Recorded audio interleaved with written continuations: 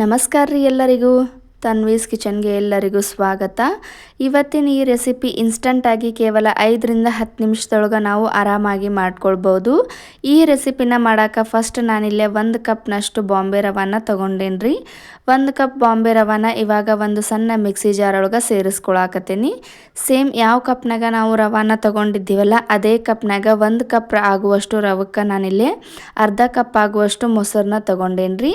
ಈ ಮೊಸರಿಗೆ ಒಂದು ಸ್ವಲ್ಪ ನೀರನ್ನ ಸೇರಿಸ್ಕೊಂಡು ಇದನ್ನು ಪೂರ್ತಿ ನೈಸಾಗಿ ರುಬ್ಕೊಂಡು ತೊಗೊಂಡು ಬರಬೇಕು. ಪೂರ್ತಿ ನೈಸಾಗಿ ಪೇಸ್ಟ್ ಆಗಬೇಕು. ನೋಡ್ರಿ ನಾನಿಲ್ಲೇ ಈ ರೀತಿ ಪೇಸ್ಟ್ ಮಾಡ್ಕೊಂಡು ತೊಗೊಂಡು ಬಂದೇನಿ.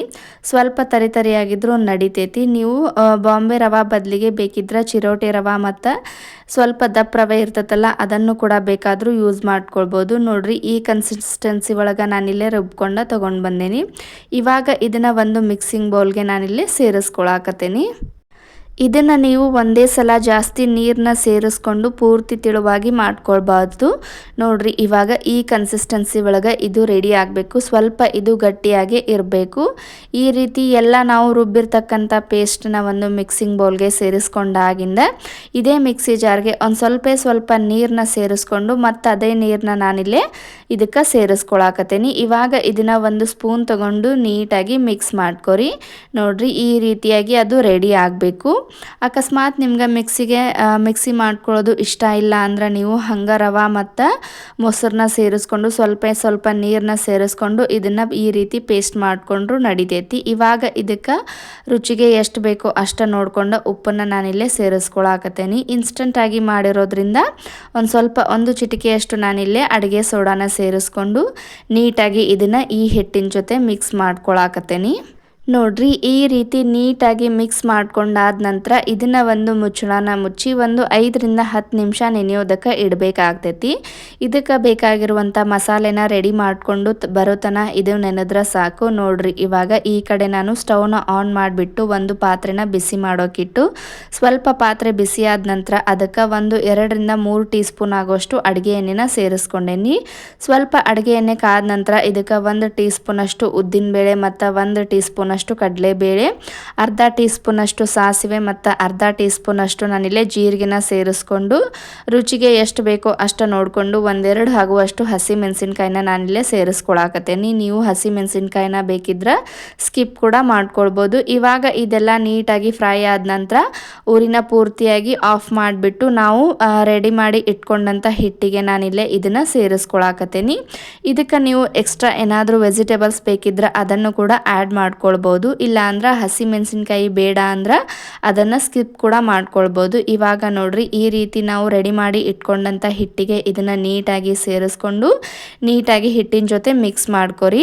ಇದಕ್ಕೆ ನಾನಿಲ್ಲೇ ಒಂದು ಸ್ವಲ್ಪ ಫ್ರೆಶ್ ಆಗಿರುವಂಥ ಕೊತ್ತಂಬರಿನ ನಾನಿಲ್ಲೇ ಚಿಕ್ಕದಾಗಿ ಕಟ್ ಮಾಡಿ ಇಟ್ಕೊಂಡು ಸೇರಿಸ್ಕೊಳಕತ್ತೀನಿ. ನೋಡ್ರಿ ಈ ರೀತಿ ಕೊತ್ತಂಬರಿನ ಸೇರಿಸ್ಕೊಂಡು ಅದನ್ನು ಕೂಡ ನೀಟಾಗಿ ಮಿಕ್ಸ್ ಮಾಡ್ಕೊರಿ. ನಿಮ್ಗೆ ಇದಕ್ಕೇನಾದರೂ ಎಕ್ಸ್ಟ್ರಾ ಅಜಿವಾನ ಮತ್ತು ಕರಿಬೇವು ಸೊಪ್ಪು ಎಕ್ಸ್ಟ್ರಾ ಏನಾದರೂ ವೆಜಿಟೇಬಲ್ಸ್ ಬೇಕಿದ್ರೆ ಈರುಳ್ಳಿ ಬೇಕಿದ್ರೆ ಅದನ್ನು ಕೂಡ ಮಿಕ್ಸ್ ಮಾಡ್ಕೊಳ್ಬೋದು. ನೋಡ್ರಿ ಇವಾಗ ನಾನಿಲ್ಲೇ ಪೂರ್ತಿ ಹಿಟ್ಟೊಳಗೆ ಅದನ್ನು ನೀಟಾಗಿ ಮಿಕ್ಸ್ ಮಾಡಿಕೊಂಡ್ರೆ ಇದು ಪರ್ಫೆಕ್ಟಾಗಿ ರೆಡಿ ಆಯ್ತು ಅಂಥೇಳಿ ಅರ್ಥ. ಸಾಯಂಕಾಲ ಟೀ ಜೊತೆ ಏನಾದರೂ ತಿನ್ನಬೇಕು ಅಂತ ಅನಿಸಿದಾಗ ಫಟಾಫಟ್ ಅಂಥೇಳಿ ಈ ರೆಸಿಪಿನ ಒಮ್ಮೆ ನೀವು ಟ್ರೈ ಮಾಡಿ ನೋಡ್ರಿ. ಖಂಡಿತ ಎಲ್ಲರಿಗೂ ಇಷ್ಟ ಆಗ್ತೈತಿ. ಈ ಕಡೆ ನಾನು ಸ್ಟವ್ ಮೇಲೆ ಪಡ್ಡಿನ ತವಾನ ಕಾಯೋದಕ್ಕಿಟ್ಟು ಸ್ವಲ್ಪ ಈ ತವಾ ಕಾದಿಂದ ಇದಕ್ಕೆ ಒಂದು ಅರ್ಧ ಟೀ ಸ್ಪೂನಷ್ಟು ಎಣ್ಣೆನ ನಾನಿಲ್ಲೇ ಸೇರಿಸ್ಕೊಳಕತ್ತೀನಿ. ಎಲ್ಲ ಮನೆಗೂ ಎಣ್ಣೆನ ಸೇರಿಸ್ಕೊಂಡಾಗಿಂದ ಊರಿನ ಪೂರ್ತಿ ಲೋ ಫ್ಲೇಮ್ನಲ್ಲಿ ಇಟ್ಕೊಂಡು ನಾವು ಮಿಕ್ಸ್ ಮಾಡಿ ಇಟ್ಕೊಂಡಂಥ ಹಿಟ್ಟನ್ನು ಇವಾಗ ಇದಕ್ಕೆ ಸ್ವಲ್ಪವಾಗಿ ಸೇರಿಸ್ಕೊಳ್ಬೇಕು. ನೋಡ್ರಿ ಈ ರೀತಿ ಸ್ವಲ್ಪನೇ ಸೇರಿಸ್ಕೊರಿ, ಯಾಕಂದ್ರೆ ಇದು ಉಬ್ಬಿ ದೊಡ್ಡದು ಆಗ್ತೈತಿ. ನೋಡ್ರಿ ಇವಾಗ ಈ ರೀತಿ ಎಲ್ಲ ಪಡ್ಡಿನ ಮನೆಗೂ ನಾನಿಲ್ಲೇ ಹಿಟ್ಟನ್ನು ಸೇರಿಸ್ಕೊಳಕತ್ತೇನಿ. ಊರಿನ ಲೋ ಫ್ಲೇಮ್ನಲ್ಲಿ ಇಟ್ಕೊಂಡು ಸೇರಿಸ್ಕೊರಿ. ನೋಡ್ರಿ ಈ ರೀತಿ ಎಲ್ಲ ಮನೆಗೂ ಹಿಟ್ಟನ್ನು ಹಾಕಿಂದ ಇದನ್ನು ಒಂದು ಮುಚ್ಚಳನ ಮುಚ್ಚಿ ಲೋ ಟು ಮೀಡಿಯಂ ಫ್ಲೇಮ್ನಲ್ಲಿ ಒಂದು 2ರಿಂದ 3 ನಿಮಿಷ ನೀಟಾಗಿ ಬೇಯಿಸ್ಕೊಳ್ಬೇಕು. ಸ್ವಲ್ಪ ಇದು ಬೆಂದಿದೆ ಅಂದಾಗ ಇದನ್ನು ವಾಪಸ್ 1 ಸ್ಪೂನ್ ತಗೊಂಡು ತಿರುವಿ ಹಾಕಿದ್ರೆ ಗರಿಯಾದಂಥ ಇನ್ಸ್ಟಂಟಾಗಿ ಕೇವಲ 5ರಿಂದ 10 ನಿಮಿಷದಾಗ ಮಾಡ್ಕೊಳ್ಳುವಂಥ ಈ ರೆಸಿಪಿ ರೆಡಿ ಆಗುತ್ತೆ. ತುಂಬ ಅಂದರೆ ತುಂಬ ಟೇಸ್ಟಿಯಾಗಿ ಬರ್ತೈತ್ರಿ. ಮಕ್ಕಳಿಗಂತೂ ತುಂಬಾ ಇಷ್ಟ ಆಗ್ತೈತಿ. ಈ ಬೇಸಿಗೆ ರಜೆಯಲ್ಲಿ ಮಕ್ಕಳಂತೂ ಮನೆಯಲ್ಲೇ ಇರ್ತಾರೋ ಅವರಿಗೆ ಡಿಫ್ರೆಂಟಾಗಿ ಈ ರೀತಿ ದಿನ ಒಂದು ರೆಸಿಪಿನ ಮಾಡಿಕೊಡ್ರಿ. ತುಂಬ ಅಂದರೆ ತುಂಬಾ ಇಷ್ಟಪಟ್ಟು ತಿಂತಾರೆ. ನೋಡ್ರಿ ಎಷ್ಟು ನೀಟಾಗಿ ಪಡ್ಡು ಬಂದಾವಂಥೇಳಿ ಸ್ವಲ್ಪ ಕೂಡ ಸ್ಪೂನ್ಗಾಗಲಿ ತವೆಗಾಗಲಿ ಅಂಟ್ತಾ ಇಲ್ಲ. ಈ ರೀತಿ ಉರಿನ ಪೂರ್ತಿ ಲೋ ಫ್ಲೇಮ್ನಲ್ಲಿ ಇಟ್ಕೊಂಡು 1 ಸ್ಪೂನ್ ತಗೊಂಡು ಎಲ್ಲ ಪಡ್ಡನ್ನು ತಿರುವಿ ಹಾಕಿದ ನಂತರ ಮತ್ತೆ ಇವನ್ನ ಒಂದು ಮುಚ್ಚಳನ ಮುಚ್ಚಿ 2 ರಿಂದ 3 ನಿಮಿಷ ಲೋ ಟು ಮೀಡಿಯಂ ಫ್ಲೇಮ್ನಲ್ಲಿ ಬೇಯಿಸ್ಕೊಂಡ್ರೆ ರುಚಿಯಾದಂಥ ಹೊರಗಡೆಯಿಂದ ಗರಿಗರಿಯಾಗಿ ಒಳಗಡೆಯಿಂದ ಸಾಫ್ಟಾಗಿ ರವೆಯಿಂದ ಕೇವಲ 5 ರಿಂದ 10 ನಿಮಿಷದಾಗ ಇನ್ಸ್ಟಂಟ್ ಪಡ್ಡು ರೆಡಿ ಆಗುತ್ತೆ. ಈ ಪಡ್ಡನ್ನು ಖಂಡಿತ ನೀವು ಒಂದು ಸರ್ತಿ ಟ್ರೈ ಮಾಡಿರಿ.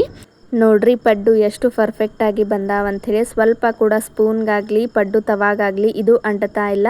ತುಂಬ ಅಂದರೆ ತುಂಬಾ ರುಚಿಯಾಗಿರುತ್ತೆ. ಕಲರ್ ನೋಡತ್ತಿರ್ಬೋದು ನೀವು ಯಾವ ರೀತಿ ಬಂದಾವಂಥೇಳಿ. ನಾವು ಸಕ್ಕರೆ ಕೂಡ ಯೂಸ್ ಮಾಡಿಲ್ಲ, ಆದರೂ ಕಲರು ಎಷ್ಟು ಚಂದ ಬಂದಾವಂಥೇಳಿ ನೀವೇ ನೋಡತ್ತೀರಿ. ಫಸ್ಟ್ ಟೈಮ್ ಮಾಡೋರು ಕೂಡ ಈ ಒಂದು ರೆಸಿಪಿನ ಆರಾಮಾಗಿ ಟ್ರೈ ಮಾಡ್ಬೋದು. ತುಂಬ ಅಂದರೆ ತುಂಬಾ ರುಚಿಯಾಗಿರುತ್ತೆ. ಬೆಳಗಿನ ಬ್ರೇಕ್ಫಾಸ್ಟಿಗೆ ಆಗಿರ್ಬೋದು, ಇಲ್ಲ ಸಾಯಂಕಾಲ ಟೀ ಮತ್ತು ಕಾಫಿ ಜೊತೆಗಾಗಿರ್ಬೋದು. ಇದು ಹೇಳಿ ಮಾಡಿಸಿದಂಥ ರೆಸಿಪಿ. ಖಂಡಿತ ನೀವು ಒಮ್ಮೆ ಟ್ರೈ ಮಾಡಿ ಈ ರೆಸಿಪಿ ಹೆಂಗೆ ಬಂತು ಅಂಥೇಳಿ ಕಮೆಂಟ್ ಮೂಲಕ ನಮ್ಗೆ ತಿಳಿಸ್ಕೊಡ್ರಿ. ಈ ರೆಸಿಪಿ ನಿಮ್ಗೆ ಸ್ವಲ್ಪನಾದರೂ ಇಷ್ಟ ಆಗಿದ್ರೆ ಅಥವಾ ಯೂಸ್ಫುಲ್ ಅನಿಸಿದ್ರೆ ನಮ್ಮ ಚಾನಲ್ಗೆ ಯಾರಾದರೂ ಫಸ್ಟ್ ಟೈಮ್ ವಿಸಿಟ್ ಮಾಡಿದ್ರೆ ಚಾನಲ್ನ ಸಬ್ಸ್ಕ್ರೈಬ್ ಮಾಡ್ಕೊರಿ. ಹಂಗೆ ನಿಮ್ಗೆ ಈ ರೆಸಿಪಿ ಇಷ್ಟ ಆಗಿದ್ರೆ ಒಂದು ಲೈಕ್ ಕೊಡ್ರಿ. ನೋಡ್ರಿ ಎಷ್ಟು ಗರಿಗರಿಯಾಗಿ ಬಂದಾವಂಥೇಳಿ. ಇವಾಗ ನೋಡ್ರಿ ನಾನಿಲ್ಲೇ ಒಂದು ಪಡ್ಡುನ ಓಪನ್ ಮಾಡಿ ಕೂಡ ತೋರಿಸ್ತೀನಿ. ಒಳಗಡೆ ಸಾಫ್ಟಾಗಿ ಮೇಲ್ಗಡೆಯಿಂದ ಗರಿಗರಿಯಾಗಿ ಇವು ಬರ್ತಾವು. ಇನ್ಸ್ಟಂಟಾಗಿ ಕೇವಲ 5 ರಿಂದ 10 ನಿಮಿಷದಾಗ ನಾವು ಆರಾಮಾಗಿ ಮಾಡ್ಕೊಳ್ಬೋದು. ಮತ್ತು ಈ ರೆಸಿಪಿಗೆ ಚಟ್ನಿ ಮತ್ತು ಸಾಂಬಾರು ಬೇಕು ಅಂತೇನಿಲ್ಲ, ಯಾಕಂದ್ರೆ ನಾವು ಇದರಲ್ಲೇನ ಖಾರ ಉಪ್ಪ ಎಲ್ಲನೂ ಮಿಕ್ಸ್ ಮಾಡಿ ಮಾಡಿರೋದ್ರಿಂದ ಇವನ್ನ ಹಂಗೆ ಕೂಡ ತಿನ್ಬೋದು. ನೋಡ್ರಿ ಒಳಗಡೆಯಿಂದ ಎಷ್ಟು ಸಾಫ್ಟಾಗಿ ಬಂದಾವಂತೇಳಿ, ಎಷ್ಟು ಫ್ಲಫಿಯಾಗಿ ಬಂದಾವಂಥೇಳಿ ನೀವೇ ನೋಡತ್ತೀರಿ. ಈ ರೆಸಿಪಿ ನಿಮ್ಗೆ ಇಷ್ಟ ಆಗಿದ್ರೆ ಗೊತ್ತಲ್ಲ, ಚಾನಲ್ನ ಸಬ್ಸ್ಕ್ರೈಬ್ ಮಾಡ್ಕೊರಿ. ಇದೇ ರೀತಿ ವಿಡಿಯೋಸ್ನ ನೋಡ್ಕೊತ ಇರ್ರಿ. ಮತ್ತು ಮುಂದಿನ ವಿಡಿಯೋದಾಗ ಇನ್ನೊಂದು ಸೂಪರ್ ಆಗಿರುವ ರೆಸಿಪಿ ಜೊತೆ ಸಿಗೋಣ್ರಿ. ಎಲ್ಲರಿಗೂ ಟೇಕ್ ಕೇರ್ ಆಫ್ ಆಲ್. ಬಾಯ್ ರೀ.